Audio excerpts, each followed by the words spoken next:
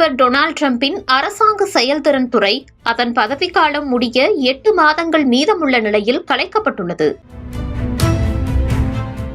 அரசாங்கத்தின் செலவினத்தை குறைக்கும் உறுதிமொழியின் அடையாளமாக ஆரவாரத்துடன் தொடங்கப்பட்ட டாஜ் முடிவுக்கு வந்துள்ளது. என்ன விவரம் என பார்க்கலாம்.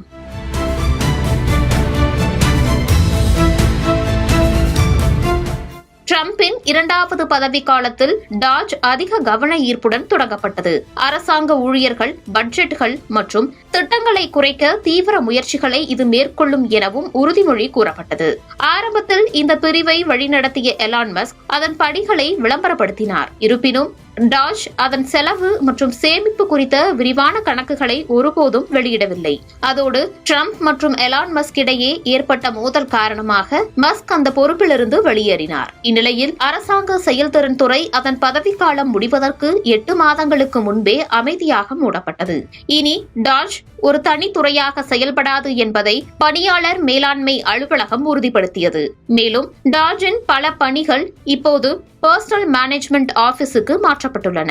டாஜின் முன்னாள் உறுப்பினர்கள் சிலர் வேறு பதவிகளுக்கும் மாறிவிட்டனர்.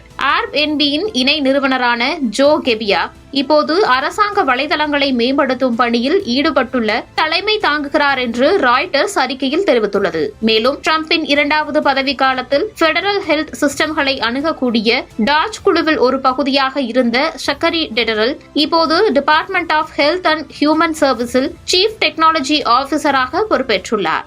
இதேபோன்று ரேச்சல் ரிலே கடற்படை ஆராய்ச்சி அலுவலகத்திற்கு தலைமை தாங்கி சென்றுள்ளதாக அறிக்கை குறிப்பிட்டது. ஜூலை 2026 வரை டாஜ் செயல்பாட்டில் இருக்க வேண்டும் என்று டிரம்ப் முன்னதாக உத்தரவிட்ட போதிலும் அதை கலைப்பதற்கான அறிகுறிகள் இருந்த நிலையில் தற்போது இந்த செய்தி வந்துள்ளது.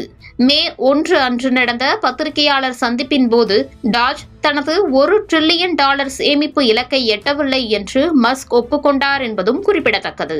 அதோடு பொது சேவைகளில் தெளிவான முன்னேற்றம் இல்லாதது, சரிபார்க்க முடியாத சேமிப்பு கூற்றுகள், வெளிப்படைத்தன்மை இல்லாதது, போராட்டங்கள் மற்றும் அதிகரித்து வரும் பொதுமக்களின் அதிருப்தி போன்ற பல்வேறு காரணிகள் டாஜின் முடிவிற்கு காரணங்களாக பார்க்கப்படுகிறது. இதனையடுத்து நீண்ட நாட்களுக்கு பிறகு வாஷிங்டனில் சவுதி பட்டத்து இளவரசர் முகமது பின் சல்மானுக்கு அளிக்கப்பட்ட இரவு விருந்தில் வெள்ளை மாளிகையில் அமெரிக்க அதிபரை எலான் மஸ்க் சந்தித்தார்.